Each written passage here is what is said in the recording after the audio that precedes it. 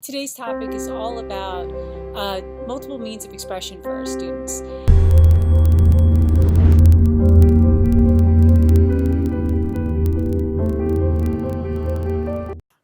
Hey YouTube and Facebook, this is Jen Kronk with Transparently Teaching and the Assist Learning hashtag, and today's topic is all about multiple means of expression for our students. And this past week I got a chance to do some great reading and watch some really good videos in this UDL course that I'm taking with Jen Skalitsky. I think that's how you say your name, but I'm not sure.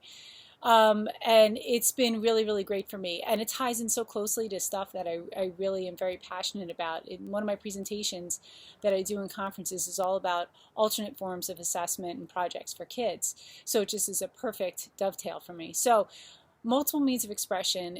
There's a lot that gets encompassed in this, and when we talk about the UDL checkpoints, we have to provide multiple means of or multiple options for executive functioning, and that has to do with our goal setting, our curating information as far as note taking. Then we also have to provide multiple options for expression and communication. That's where we see a lot of the project work or project development from the kids. And then also multiple means for physical action if it's needed. So if we talk about the strategy part, the very first one, we're talking about executive functioning. This is where I feel really, really drawn to because I have severe executive functioning issues. And so some of the examples that I saw were really, really great. Now, when we're trying to help a student that has issues with executive functioning, they're usually going to have problems when it comes to task management and goal setting. And so goal setting is so important that we help our students with this, and we train them how to do this. So it becomes a habit or it becomes a checklist. There's so many apps and extensions and online tools that can be used for this, but really what's important is, are there benchmarks for the students to measure their progress? Are their goals realistic for them? Have they been trained to continually monitor themselves? There you can do low tech or high tech. So I use both for myself. Believe it or not, I use an analog. I got into a passion planner. I love this thing. And I find that I need to merge my digital and my analog worlds. And I do dual entry, and I'm fine with that because I need it. I obviously have executive dysfunction, so the more I'm in my dates and the more I'm in my planning and planning my strategy, I know I have workshops coming up. Am I allotting chunks of time throughout the day for me to meet the needs of that workshop that I have to do? It's really important. So I like having an analog process, and I like backing that up to a digital medium as well. So I'm a huge fan of Google Keep. Because in Google Keep, if I am a special education teacher or a regular ed teacher, I can have a checklist with one of my students. I can share it to the student, I can share it to the specialist, I can share it to the parent. All four of us can be a team for that student on that one note. So really when we're thinking about executive functioning, we're thinking about goal setting, and is it appropriate, and are we supporting their planning and strategy? We really need to teach our students strategy. And I think there's so many digital tools that are out there. There's Google Keep. I mean, when you're talking about curating information, there's Keep, there's Evernote, Digo. I used to use Digo all the time. It's still another great tool. There are so many tools that are out there that are also more appropriate for elementary and more appropriate for secondary. The most important thing, though, is I think that students need to be trained. So one of my favorite quotes that came out of this video was from Todd Rose, and he said that he thinks that education has missed a tremendous opportunity by not teaching strategy or teaching tool use as a fundamental part of the curriculum, and I couldn't agree more. I think that is so important. Most of the teachers that I start working with don't have a lot of knowledge about tool use. So therefore their students are not going to know. But once we set up some flipped lessons or I do some hands-on push-in work with them, the kids know and the teacher knows, and then it becomes part of the repertoire.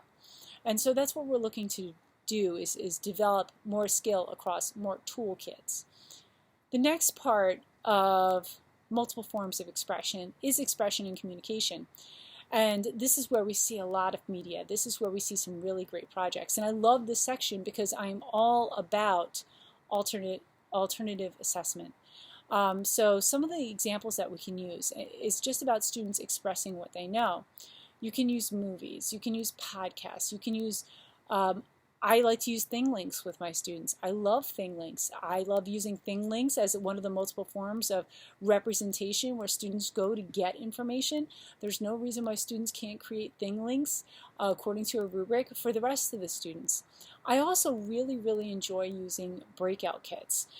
Breakout EDU is kind of akin to an escape room, but it's kind of illegal to lock kids into a room.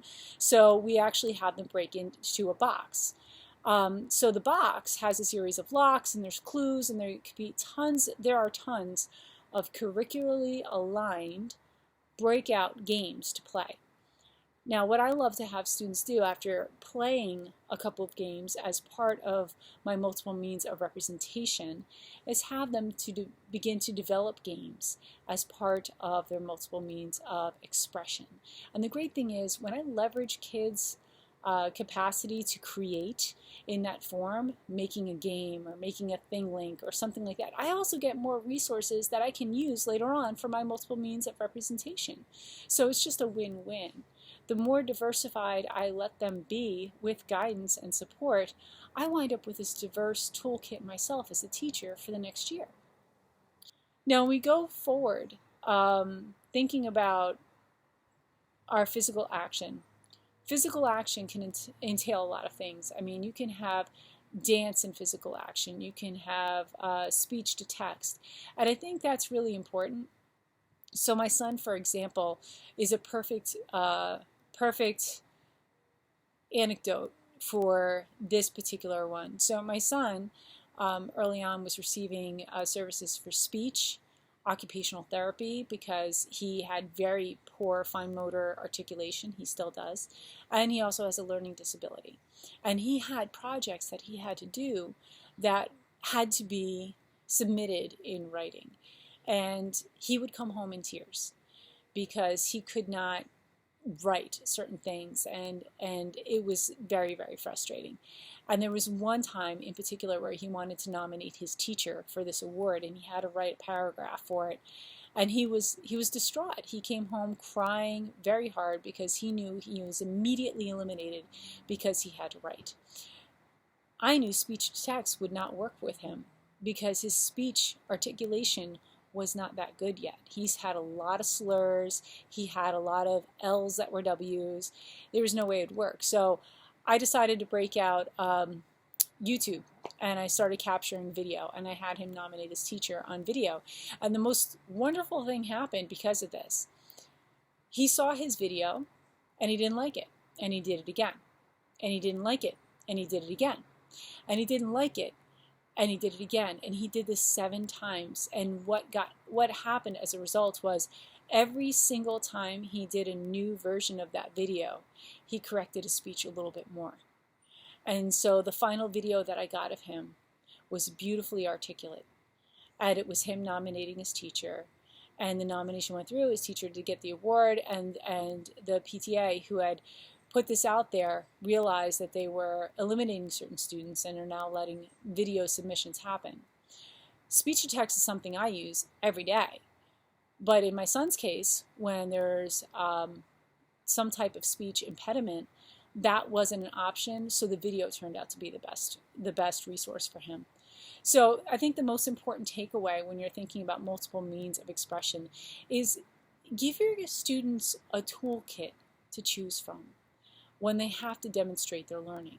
They can demonstrate their learning through videos, through a podcast, through a dramatic skit. They could do this through creating a thing link, which you can use later. They can create a breakout game. There are so many things they can do. They can even create video games using GameStar Mechanic or other online game generators. There are so many different ways for students to show you the best of who they are. So try not to limit them to the only mold that you're comfortable with.